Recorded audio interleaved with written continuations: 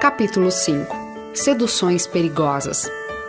O grande conflito entre Cristo e Satanás logo será concluído, e o maligno tem duplicado seus esforços para anular o que Cristo realiza pelos seres humanos. O objetivo dele é manter as pessoas em trevas e sem arrependimento até que termine a intercessão do Salvador. Quando a indiferença prevalece entre os cristãos, Satanás não se preocupa. Mas quando as pessoas indagam o que é necessário fazer para ser salvo, ele procura opor seu poder ao de Cristo e neutralizar a influência do Espírito Santo.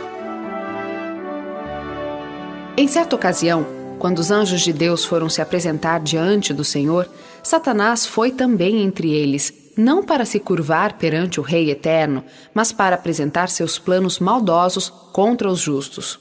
Ele está presente quando as pessoas se reúnem para adorar a Deus e trabalha com dedicação a fim de controlar a mente dos adoradores. Quando vê um mensageiro de Deus pesquisando a Bíblia, ele anota o assunto que será apresentado ao povo.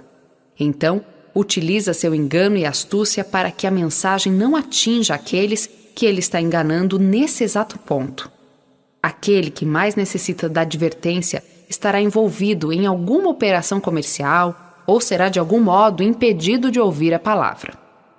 Satanás vê os servos do Senhor preocupados com as trevas que envolvem o povo. Ouve as orações deles, pedindo graça e poder divinos para quebrar o encanto da indiferença e indolência. Então, com maior esforço, tenta as pessoas a satisfazerem o apetite ou alguma outra forma de transigência com maus desejos, assim amortecendo a sensibilidade deles, de maneira que deixem de ouvir precisamente as coisas que mais necessitam aprender. Satanás sabe que todos aqueles que negligenciam a oração e o estudo da palavra de Deus serão vencidos por seus ataques. Portanto, inventa todo artifício possível para ocupar a mente. Aqueles que o auxiliam e são sua mão direita estão sempre ocupados enquanto Deus atua. Eles apresentarão os mais determinados e altruístas servos de Cristo como estando enganados ou sendo enganadores.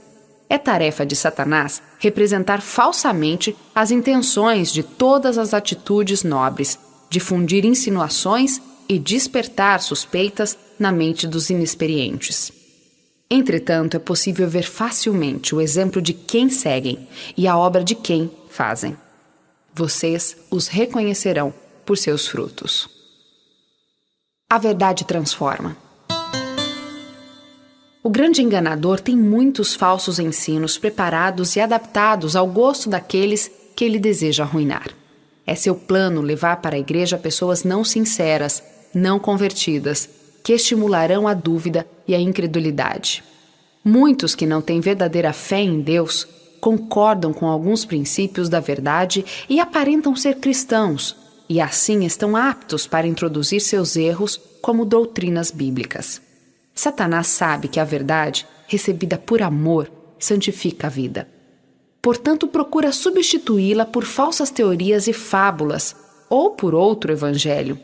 Desde o início, os servos de Deus têm lutado com falsos mestres, que não são meramente pessoas corruptas, mas que impõem falsidades fatais. Elias, Jeremias e Paulo se opuseram firmemente aos que desviavam as pessoas da palavra de Deus. A liberalidade, que considera sem importância uma fé religiosa correta, não era apoiada por aqueles santos defensores da verdade. As interpretações confusas e especulativas sobre a Bíblia e as teorias conflitantes do mundo cristão são a obra do inimigo para confundir a mente das pessoas. A discórdia e divisão entre as igrejas são em grande parte causadas pelo costume de distorcer a palavra de Deus a fim de apoiar uma teoria apreciada.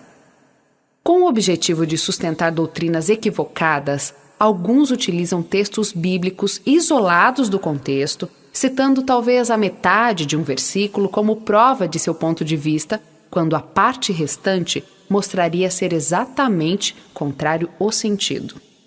Com a astúcia da serpente, protegem-se por trás de declarações desconexas, construídas para satisfazer seus desejos.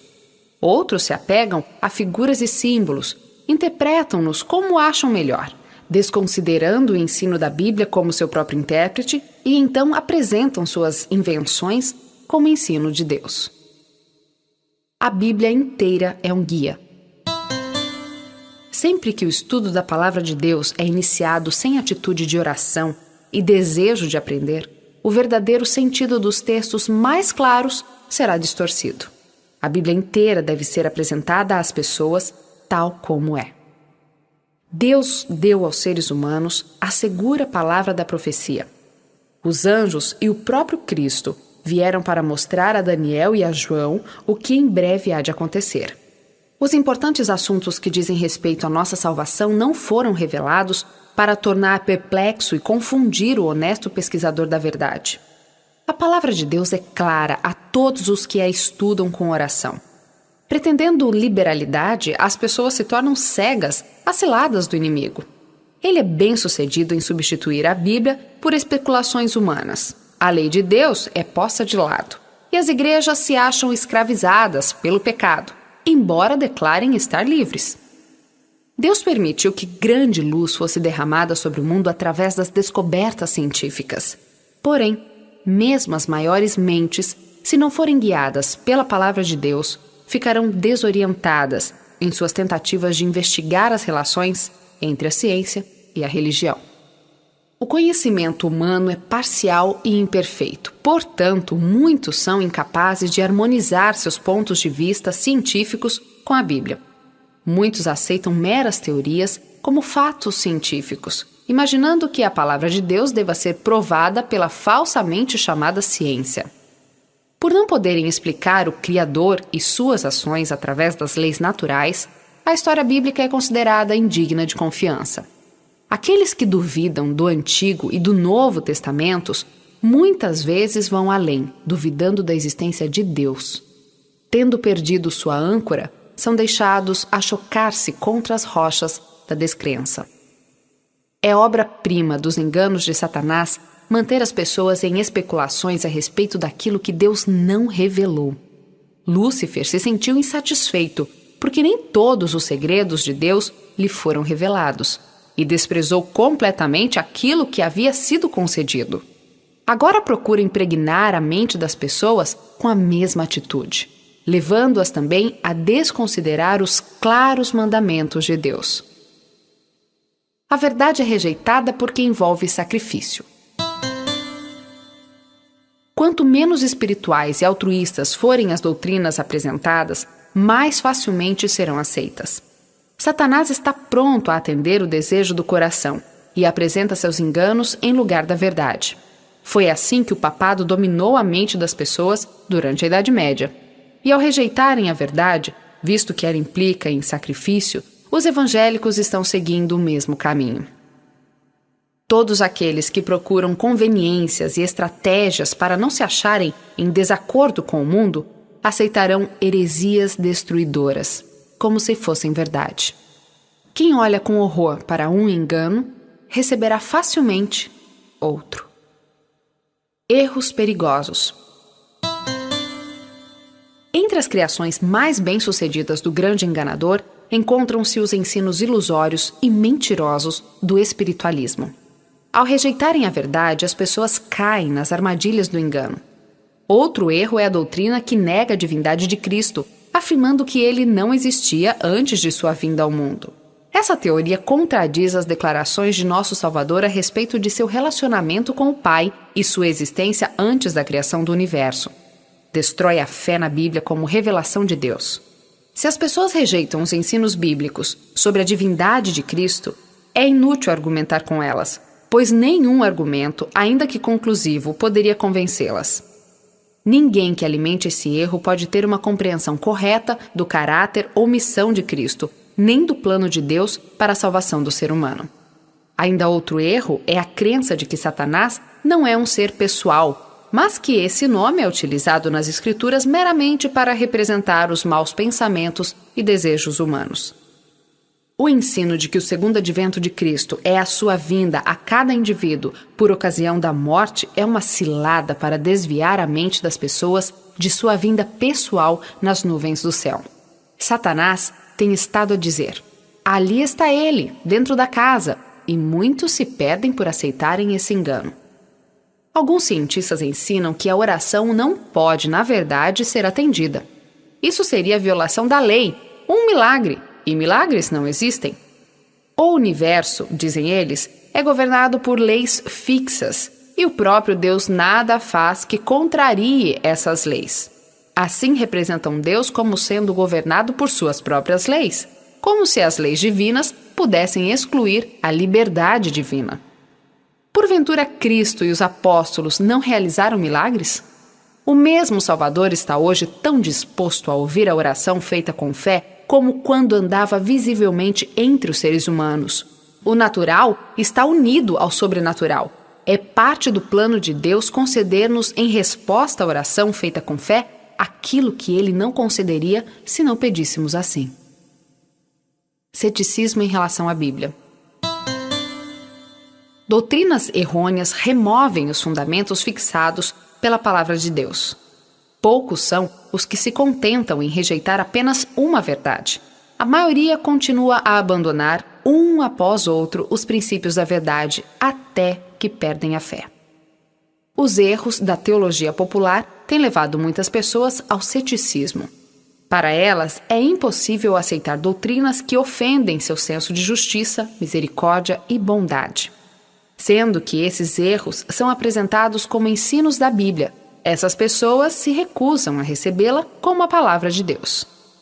A Bíblia é olhada com desconfiança pelo fato de reprovar e condenar o pecado. Aqueles que não estão dispostos a obedecê-la esforçam-se para derrubar sua autoridade.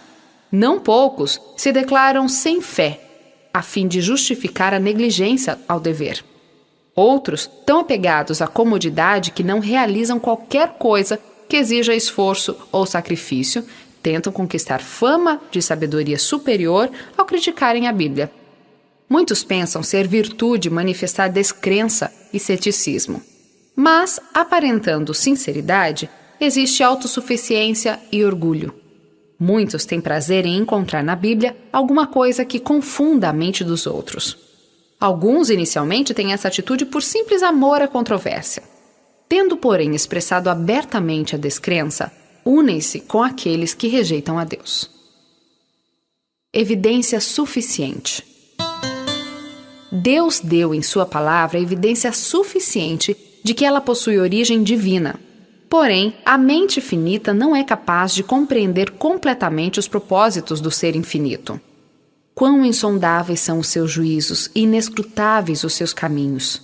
Podemos perceber amor e misericórdia ilimitados, unidos ao poder infinito. Nosso Pai Celestial revelará tudo aquilo que é para o nosso bem. Mas, além disso, devemos confiar na mão onipotente, no coração divino repleto de amor. Deus jamais removerá toda desculpa para a descrença. Todos aqueles que buscam ganchos em que pendurar suas dúvidas, os encontrarão. E aqueles que se recusam a obedecer até que toda objeção tenha sido removida, jamais chegarão à luz. O coração não convertido está em inimizade com Deus. Mas a fé é inspirada pelo Espírito Santo e crescerá à medida que for acalentada. Ninguém poderá se tornar forte na fé sem esforço decidido.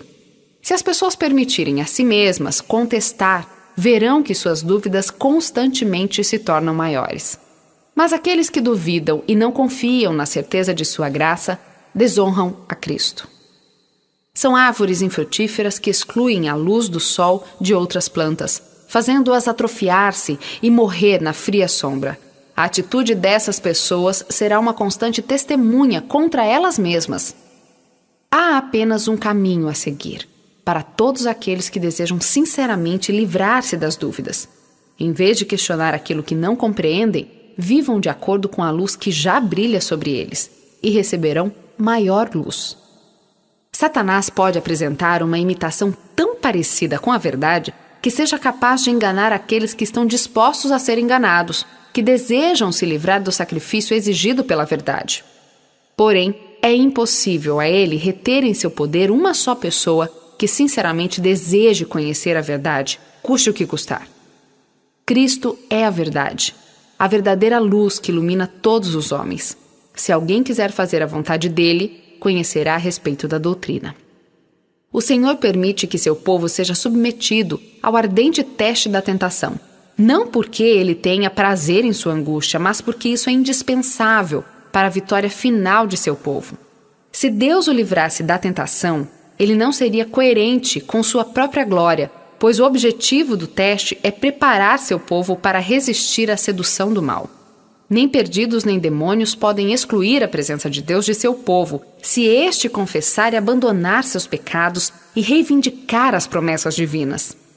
Toda tentação, quer expressada, quer secreta, pode ser vencida com êxito, não por força nem por violência, mas por meu espírito, diz o Senhor dos Exércitos.